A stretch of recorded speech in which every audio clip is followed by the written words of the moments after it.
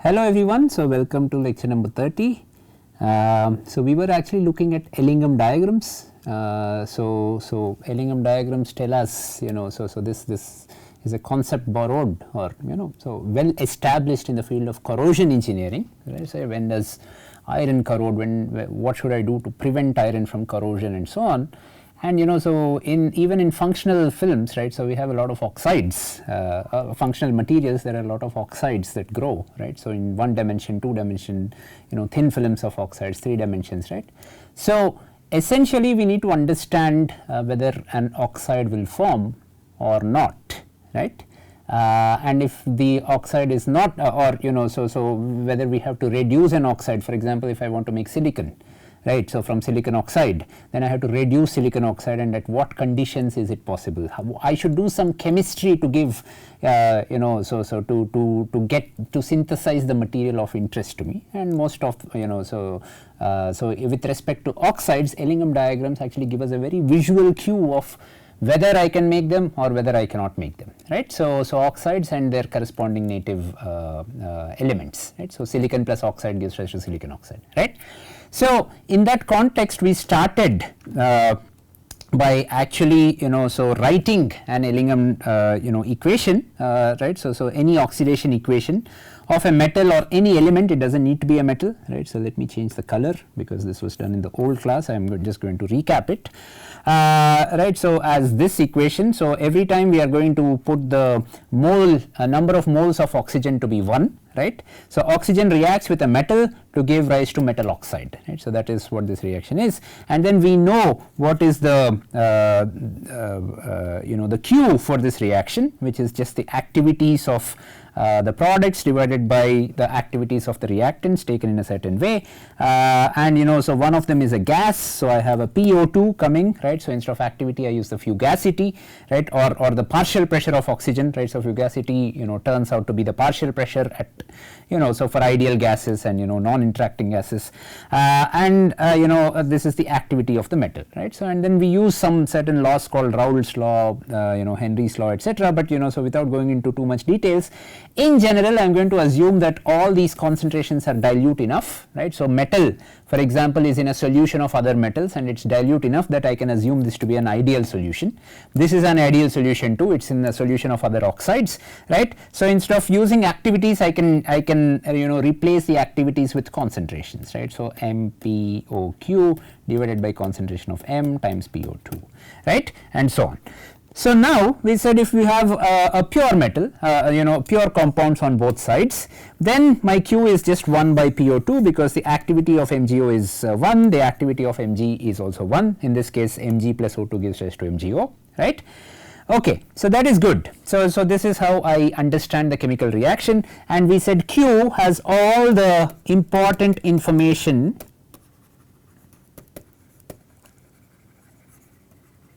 about the material science. Now I am asking the question whether this reaction is feasible or not feasible. This oxidation reaction is feasible, or the backward reaction is what is a spontaneous reaction, right. So is it the forward reaction or a backward reaction? So now Q, which is the material science, or which tells me all the concentrations and other things of the reaction, should be compared with K, right. So K tells me what is the equilibrium conditions, right. Now so just going back to our discussion on what Q and K's are, K is related to the delta G naught, right. So if I just look at this so if I go back a bit more, yeah, so at equilibrium, right. So K is actually defined as exponential of minus delta G naught by KT, right. So this is the K of the reaction, or the equilibrium constant of a reaction, right. And so essentially K is a proxy for delta G naught, and delta G naught itself is when this reaction happens under pure conditions, right. So I have pure products, I have pure reactants, and so on and so forth, and that is when I use delta G naught. Okay. Now this delta G naught itself, happens under certain so I have solutions that are sort of pure. So delta G naught itself is a function of temperature, right?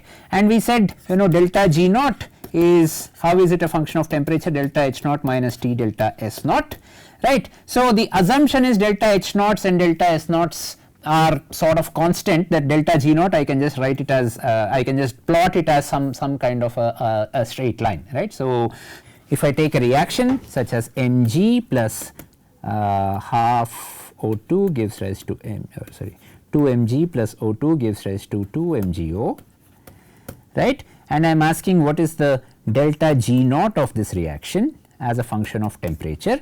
I am going to say the delta G naught is delta H naught, which is relatively constant, right. So, it is also a function of temperature, but it is relatively constant in the temperatures that I use. Why? I am going to explain that very soon. Minus T delta S naught, right. And if I look at delta S naught is S naught of products minus S naught of reactants, right. S naught of products minus S naught of Mg, 2 Mg minus S naught of oxygen, right. And so S naught of oxygen has larger entropy because it is in gaseous form, right. So, compared to the product entropy, right. So, as a result, delta S naught typically for this oxidation reactions is a negative quantity.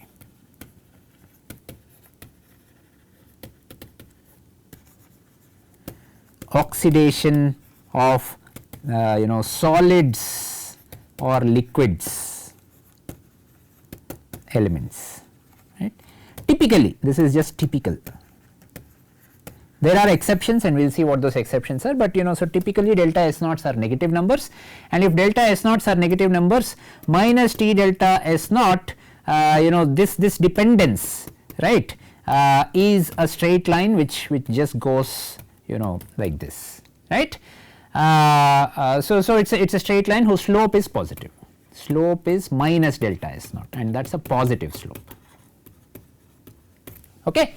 All right. So, with that so okay, but you said that delta H naught is actually equal to at any temperature T is equal to delta H naught at some T reference plus integral Cp dt, right. So, from T to T reference or T reference to T, right. So, that is how delta T is defined, right.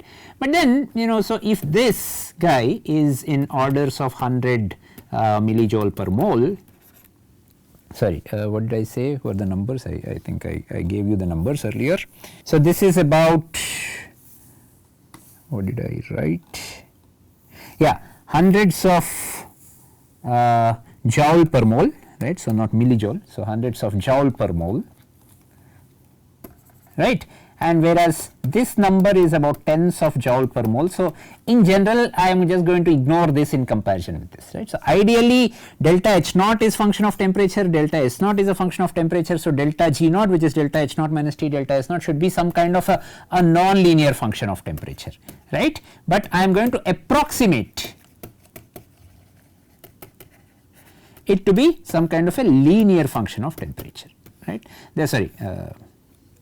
This is for a reaction, for an oxidation reaction.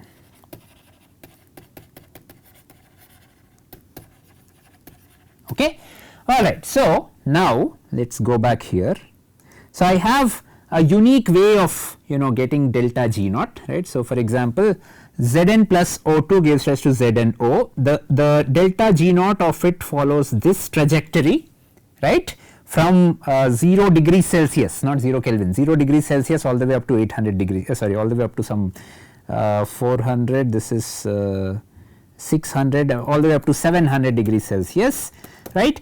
And here there seems to so more than 700, somewhere here at this point the slope changes. Now the slope is changing means there is some sort of a phase transition that has happened, right. So, initially 2 times Zn plus O2 gives rise to Zno, right, or 2 Zno. Zn is in the solid state. So, the delta S naughts and delta H naughts are with respect to Zn being in a solid state. This is also in the solid state, right. This is gas, but this is less than this temperature, which is this is 1000, so 900 degrees Celsius, right. Greater than 900 degrees Celsius, however, I have another reaction which is 2 Zn liquid now plus O2 gives rise to 2 Zno solid again, right. So there is a phase transition at 900 degrees Celsius, and that phase transition shows up as these kinks, right, in delta G naught versus T. Okay. So alright, so I have a way of plotting delta G naught versus T, right. Now would it not be nice just to look at this delta G naught versus T and then estimate the K? So K of T, which is the equilibrium constant, is just exponential minus delta G naught by KBT or RT, right. So depending on whether you are taking 1 mole or whether if this is in the units of EV per atom, then I write KB. If it is in the units of joule per mole, then I am going to write RT, right. So where so per mole, right, so joule per mole. Okay, fine. Now so the question is, okay, so I have delta G naught which varies with temperature like this, so for one reaction, let us say no phase transitions or something, right, M plus O2 gives rise to MO2, right, something like that. Delta G naught varies with temperature like this. Now can I directly so looking at this plot, is there some visual way of estimating K? Okay. And so I can write this equation as ln K, okay, RT ln K T plus equal to or plus delta G naught equal to 0, right. So when I write it this way, so and then I try to plot this, right. If I plot it as a function of temperature, right, so just this equation, I am just plotting this equation as a function of temperature, right. So delta G naught plus RT ln K of T, right. Now that will be a line that will have a negative slope. So this defines the equilibrium condition, but I want to put in the K, right. So I want to get the K value from these sort of plots, right. So delta G naught equal to minus RT ln K, and so if I plot delta G naught equal to minus RT ln K, right. So that's going to be a line that will have a negative slope, right, at different temperatures given the value of 1 K, right. So delta G naught so the slope of this line is just going to be R ln K, okay. And as a function of different temperatures, the delta G naught equal to is going to change as a function of minus RT ln K, okay. So this is one equation, this is equation 2, right, whereas this plot itself, right, so delta G naught equal to delta H naught minus T delta S naught is the second way of is the primary way of finding delta G naught without really bringing in this K and other things. K is just a proxy for delta G naught, right. So now we are saying so delta G naught, which is given by this curve, right, equal to minus RT ln K, which is given by this curve, right. So this equation happens, I'm just plotting, this is minus RT ln K, right. So what I plotted here is minus RT ln K, this line is minus RT ln K, okay.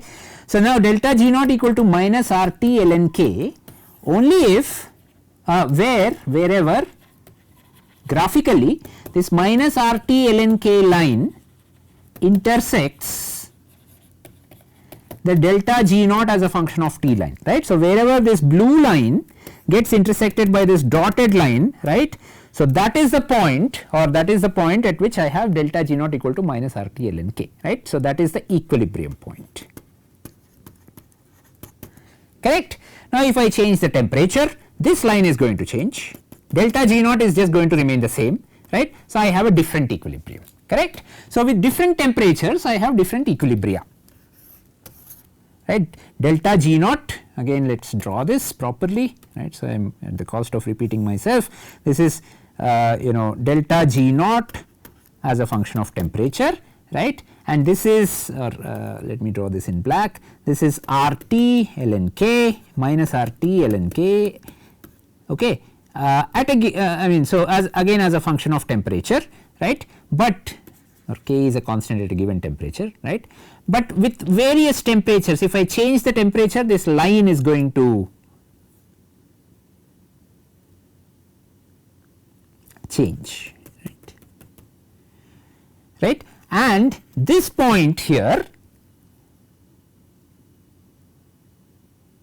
because the k value changes, right. So, k delta G naught is changing, so the k value is changing.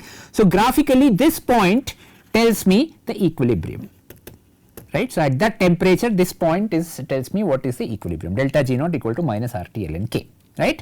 For different case I have different of these lines, right. If k is here, the equilibrium point is here, if k is here, the equilibrium point is here, if k is here, the equilibrium point is here, and so on and so forth, and the temperature at which this delta G naught equal to minus RT ln k happens keeps changing, right. So, as a function of k, okay.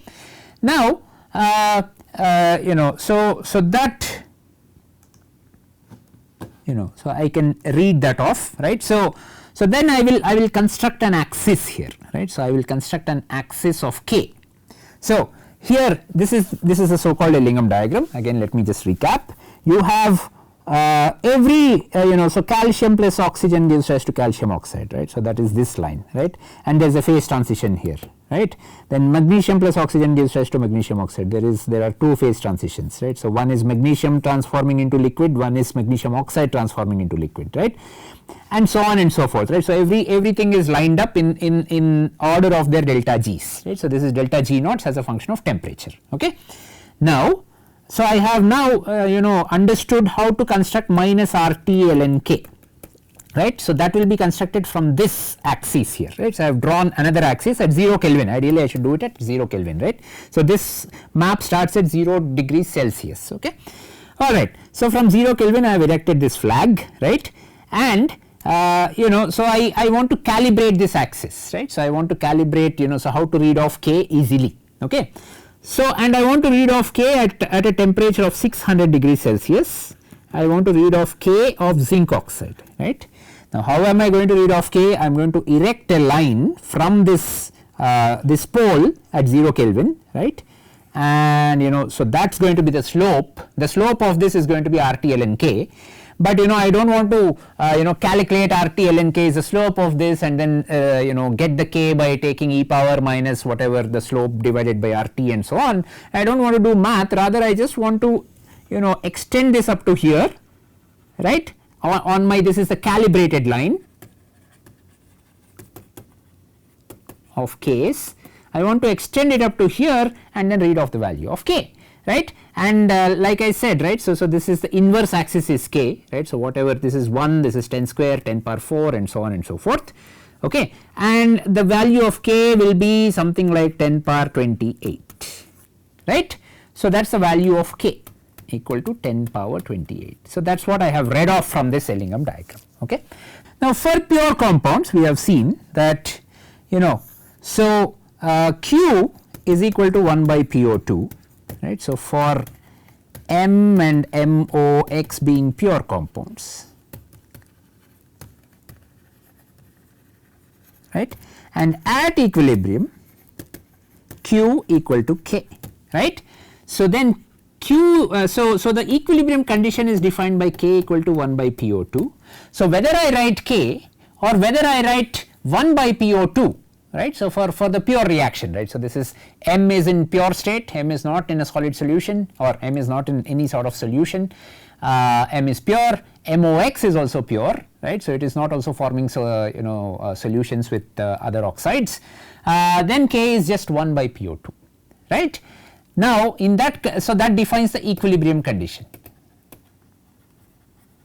okay. So, with only that reaction happening, nothing else in the environment, right. So, only that reaction is happening, then so I have constructed my 0 Kelvin line here, right. So, and with respect to the 0 Kelvin line I am drawing this K, and I have constructed this flagpole here, right. So, this can be written as either 1 over K or PO2, right. So, that is why so when they wrote it in terms of PO2 it was 10 power 0, 10 power minus 2, 10 power minus 4 and so on and so forth, right. And then I do not want to go vertically, so I make it horizontal, right. So, I go horizontally and then read off my values here, right. Okay. So, then the question is, right, so at 400 or at 500 degrees Celsius, if I go back, how do I interpret this? At 500 degrees Celsius, for zinc plus oxygen gives rise to zinc oxide, the value of K is 10 power 28, but if that is the only reaction that is happening, right, I can say that K is nothing but 1 by PO2. If that is the only reaction that is happening, I will say that K equal to 1 by PO2, or I can also equivalently read off the value of PO2, which is equal to 10 power minus 28 atmosphere. Okay. So, essentially I am saying that the equilibrium condition is defined at for the reaction, right, by looking at this Ellingham diagram. I am saying equilibrium condition for the reaction zinc plus oxygen, 2 zinc plus oxygen gives rise to zinc oxide, is defined by oxygen partial pressure equal to, that is the only variable, right. So, activity of this is 1, activity of this is 1, right, equal to 10 power minus 28 atmosphere, which is actually quite small. We will look at what this number is, right. So, 10 power minus 28 atmosphere, actually we did look at it, right. It is, so at 1 atmosphere, right. So, something like STP, if I have 10 power 23 6 times 10 power 23 molecules, at 10 power minus 28 atmosphere I am looking at 10 power minus 6 molecules, and this essentially means nothing. I do not even have one full molecule. Can I get to that level of vacuum? No, I cannot get to that level of vacuum, right. So, PO2 is about 10 power minus 28 atmosphere. Okay. Now, okay, so how do I interpret this in terms of, okay, so will this reaction happen or not, right. So, Zn plus O2 gives rise to ZnO, right. So, what is the spontaneous reaction? So, we said K is, or Q is greater than K, means backward reaction is possible, okay, and Q is less than K means forward reaction is spontaneous. So, let us look at the value of Q. Q is 1 by PO2, and PO2 is in your vacuum chamber, right. PO2 is typically always greater than 10 power 28 atmospheres, 10 power minus 28 atmosphere, right. So, in a typical vacuum chamber, PO2 in a typical chamber, we do growth processes with PO2 to be about 10 power minus 3 atmosphere or something like millibar, actually not atmosphere, but yeah, fine. So, 10 power minus 3 or 10 power minus 4 atmospheres, right. The minimum I can go to is some 10 power minus 10 atmosphere. This is UHV. Yeah, we have had a discussion about UHV, ultra high vacuum, right. Okay. So, then Q of course is then less than K, right. So, Q is 1 by 10 power minus 10, K is 1 by 10 power minus 28, right. So, Q is less than K. So, that means that when partial pressure of oxygen is greater than 10 power 28, 10 power minus 28, forward reaction takes place.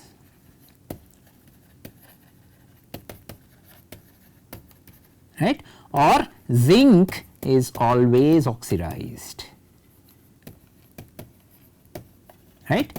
However, so in this case it is impossible to get to there experimentally. However, if the real PO2 is less than 10 power minus 28, then zinc can get reduced, or it is a backward reaction that happens. Zinc oxide gives rise to zinc and oxygen, right, but it is a very hard proposition, right. So, if I have just zinc and oxygen in my chamber,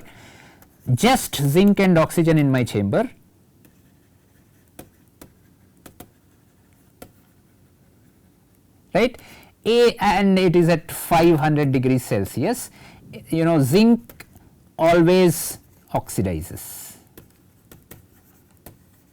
right, practically, because so it will only reduce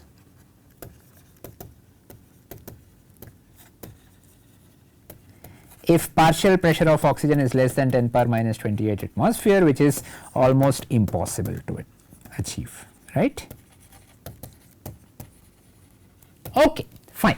So, that is so that is how you read these diagrams, and then you can actually make some statements, right. So, I can make a statement by for example, I have zinc plus oxygen gives rise to zinc oxide. In this reaction I can make a simple statement that below this line, right. So, I said here so if I am at this point, if I am going in this direction, right. So, the partial pressure so this is the partial pressure of oxygen. If I am increasing the partial pressure of oxygen, I am going in this direction. So, that is oxidation, right. If I am reducing the partial pressure, I am going in this direction. So, that is reduction, right. So, oxidation and reduction are sort of separated by this line, right.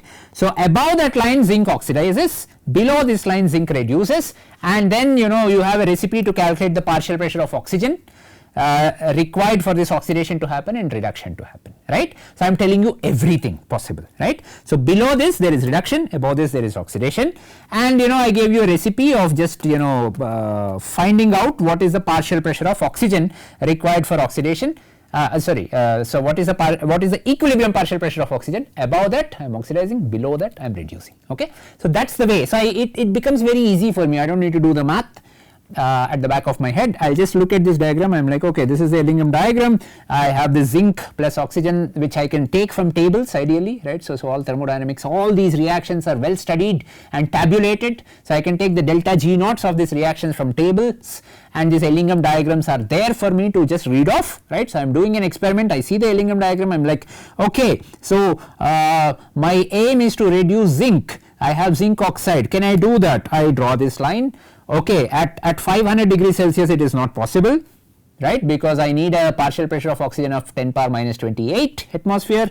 What about at much higher temperature? I go to a temperature of 1600 degrees Celsius, let us say, right. At 1600, this line is not even there, but let us assume it is there, right.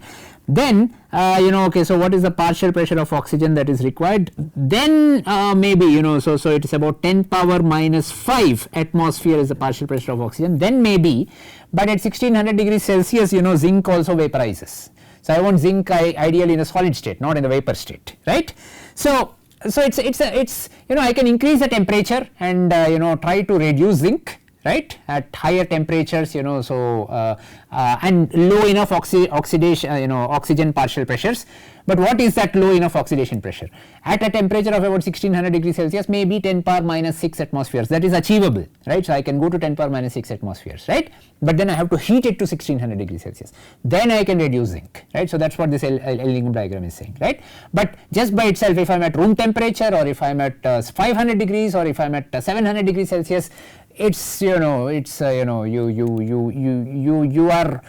digging yourself a hole if you say that I want to reduce zinc through this approach of just reducing the partial pressure of oxygen, okay. Now, in that context, right, so we are going to look at a problem, right, okay. So, okay, before looking at the problem, let me give you another example, right. So, so we were actually, so during when I was a student, so we were actually growing this material, right. So, this material is called lanthanum nickelate. So, this lanthanum nickelate material or thin film is sort of sputtered on silicon, right. So, silicon always has some silicon oxide or silicon oxide, right. So, this is called thermal oxide of silicon, this silicon oxide layer, right. Right. So, you take silicon and just heat it, then it starts getting oxidized, more and more oxidized, and then you form this thermal oxide layer of silicon, okay. So, this is about some 90 nanometers or something, but on the top of it we have deposited this lanthanum nickelate layer, as you can see here, right. So, lanthanum nickelate is here, okay. Now, on the top of, and this is just sputter deposition, okay. Now, lanthanum nickelate is a metal, right. So, for all practical purposes we knew that lanthanum nickelate was a metal, and on the top of lanthanum nickelate we put an aluminum contact, right. So, this is the aluminum contact, right. This is also sputtered, and aluminum is also a metal, okay. So, lanthanum nickelate is a metal, aluminum is a metal, right. So, I have a metal to metal contact. If I have a metal to metal contact and I measure its conduction, it should be very ohmic in the sense that it should behave like a metal, right. So, I have this is a metal, this is a metal, right. If I join two metals, I should have a metallic contact, right. But what we found out is this is very insulating, right. So, this is I versus V, right. So, current versus voltage, right. So, it should be very ohmic and metallic, but what we found out was with increase in voltage the current is some picoamps level or something like that, the current is very small. Okay. I mean, so just by looking at the materials and not understanding this chemistry I cannot really say anything, right. So, then I am like, oh, what is really happening, right. Then you do, so what we did was we cut a cross section of this material, right. So, and then you can see that this is aluminum, this is lanthanum nickelate, but what we see is this layer of aluminum oxide Al2O3 which is magically formed in between at the interface, right. So, this is about 10 nanometers of aluminum oxide which is just naturally formed at the interface, right. So, this is aluminum, this is lanthanum oxide, lanthanum nickelate or LNO, and so I didn't, this is not an intentional layer, but it just forms. Okay. Why does it form? Because if I look at aluminum oxide, right, so it's slightly more complex than what I am going to say now, we will again come back to this example. If I look at aluminum oxide and so look at its propensity for oxidation, right. So, aluminum oxide at room temperature, right. So, we are almost doing everything at room temperature or slightly elevated temperature, that is okay. So, I have aluminum and there is oxygen. What is the source of oxygen? Source of oxygen is oxygen in lanthanum nickelate, right, because it's at the interface, right. So, nickelate has some oxygen in it, right. If nickelate can give aluminum some oxygen, right. So, there is a source of oxygen. So, then I am triggering this reaction, right, 4/3 aluminum plus oxygen gives rise to 2/3 aluminum oxide. Okay. Now, is this reaction feasible? Let us say I am doing this at some 500 degrees again, right. So, something like this. Okay. So, let us see. So, what is the partial pressure of oxygen that I need for this reaction to be feasible? The partial pressure of oxygen that I need is 10 power minus 50 atmospheres, right, or delta G naught of aluminum to oxidize to aluminum oxide is actually quite strong. It is about minus 900 kilojoule per mole, right. So, delta G naught is minus 900 kilojoule per mole, which is large for this oxidation reaction to happen. So, typically people say statements like, oh, the delta G naught of this reaction is very negative, so oxidation will happen. What does it mean? It means that the delta G naught of this reaction is minus 900 kilojoule per mole. So, if I erect an axis, if I erect a line from here and then read off the K, the value of K or partial pressure of oxygen, the partial pressure of oxygen required to oxidize aluminum is 10 power minus 50. 10 power minus 50, so the partial pressure of oxygen that I get from lanthanum nickelate is, of course, there is abundant amount of oxygen that is present, right, in lanthanum nickelate. So, aluminum just picks up the oxygen from lanthanum nickelate and gets oxidized. Okay. So chemistry happens, right. So, aluminum gets oxidized and chemistry happens, and from this chemistry so I can explain that there is a nice layer of aluminum oxide, and aluminum oxide is an insulating layer.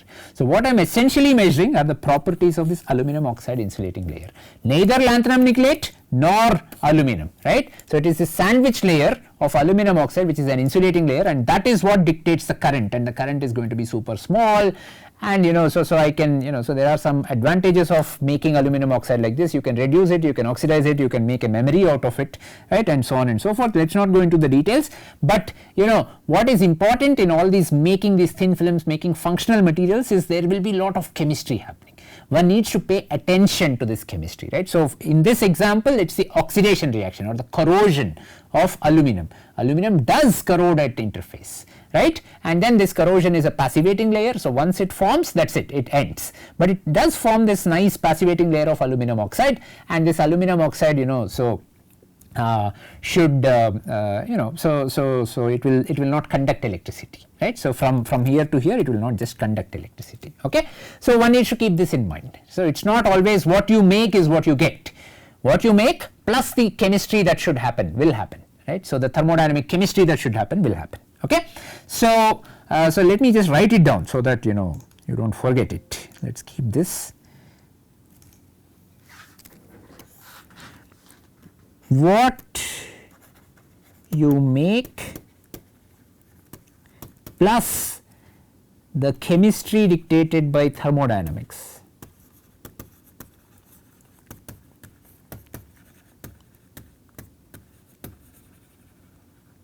What you intend to make, what you make is what you get. And in this example of aluminum lanthanum nickelate. This is what I made, okay, and add to that some interfacial chemistry, and this is what I got, aluminum oxide, lanthanum nickelate. This is what I got. Okay. So, one needs to be always wary of this, especially I am telling this to the device engineers, right. So, there is, so always chemistry happens and one needs to not ignore it, right. So, I see that a lot of device people ignore the chemistry, but so you learn a little bit of thermodynamics and little bit of so to understand whether these sort of processes are possible, the chemical reactions are possible or not possible. If they are possible, it will happen. If they are not possible, it will not happen, right. So, thermodynamics dictates it, right. So, it's important to have this at the back of my mind. Now, I have two interfaces. So, now if I am drawing band diagrams and all these things, I know that I have to use two interfaces. Otherwise, if I am just modeling this, I am like, oh, there is some Schottky barrier here which is not very good, that is why I have, I can make up theories that are not true because there is chemistry that is happening, okay. Alright. So, same thing with silicon, right. Silicon, if I take a silicon wafer, I have always a native oxide, right. So, this is a silicon wafer. Silicon wafer is never just pure silicon. So, this is nice and silicon crystal if I look at the cross section of this, but I always have some native oxide layer, silicon oxide layer. This is amorphous silicon oxide layer of about 2 nanometers or so less than 2 nanometers. Right, depending on what you take, okay, and that is because silicon also gets oxidized, right. So, if I look at the Ellingham diagram of silicon, at room temperature, right, which is somewhere here, let us say if I am looking at the oxidation, so can silicon oxidize, and indeed it does oxidize, right. So, if I this is silicon plus oxygen giving rise to silicon oxide, and at room temperature, so the partial pressure of oxygen where it oxidizes is less than even 10 power minus 100, right. So, given any partial pressure of oxygen, silicon will oxidize, but the good thing about silicon is that it will passivate, right. So, it oxidizes, but only at the surface, right. So, once this surface gets oxidized, no more silicon, so it is not going to eat away into the bulk of silicon, right. So, it just stays there, right. So, it passivates, that is why silicon is nice and useful, right. Whereas, if I take germanium like iron corrodes, right. So, germanium oxidizes this much, then so this oxide layer is sort of unstable, so this falls off, right, and then it oxidizes the next layer of germanium, that falls off, then it oxidizes the next layer of germanium, that falls off, peels off, and so on. This is like rusting, right. So, that is why so we in fact all the semiconducting industry started with germanium to start with, right, but germanium has this huge problem of oxidation. Once it oxidizes, it is not stable oxidation, right. So, the oxidation just keeps going inside and so eventually germanium completely crumbles. So, you could not make $1 billion industry out of germanium platform, but silicon on the other hand forms an oxide, and this is a stable oxide. The oxide is not going to eat off or just mechanically be unstable, peel off. That's like iron, right. So, you may have seen iron rusting, it will just peel off. So, rusting is bad in case of iron, right. So, it will peel off, and then the other iron gets exposed to atmosphere and the surface, all oxidation starts at the surface, right. The surface gets oxidized, and again that peels off, I am exposing more surface, that peels off, and so on and so forth. Not very good, because I do not want this brittle oxide coming on the surface, right. Same thing, silicon, I can take oxidation, but this oxidation should be on the surface and it should passivate, right. So, my silicon, once it passivates, right, so it is not going deeper in, I can use silicon, so for all as my platform to grow all these other materials, or as a platform to do all the $1 billion CMOS on this wafer, right. So, that is the idea. So in fact the semiconducting industry transitioned from germanium to silicon just because of this reason, that germanium oxidizes a lot and oxidizes unstably, whereas silicon does not, okay. So, with that, let us pause here in this class, and in the next class we are going to nicely take one case study on silicon, right. So, we are going to grow some oxide on the top of silicon, right. So, in what is called an epitaxial way, and for that so we will see what are the problems and how do we solve those problems. So, the silicon oxide layer now should be removed somehow, right. How do we remove it? Silicon naturally oxidizes, but to grow something else nicely and epitaxially, I will tell you what epitaxy is very quickly in the next class, I need to remove this silicon oxide layer, right. what are the various strategies that we can understand from the Ellingham diagram to do that. That is going to be the content of next class. So, we will do that nice case study. We will enact various scenarios, right. So, what if I reduce the partial pressure of oxygen? Okay, I am unable to reduce the partial pressure of oxygen below 10 power minus 28 atmosphere, minus 28 atmosphere. So, what is the next strategy? What should I do, right. So, there should be some strategy, right. So, it is not just saying it is impossible, but it should also tell me what other ways can I make this reaction of silicon oxide reducing to silicon possible, right. So, that is what we will look at in the next class, and I will frame the problem, and I will we will see what are the solutions that people implement, and everything comes from these nice Ellingham diagrams. Okay, all right. So, I will see you again in the next class. Thank you very much.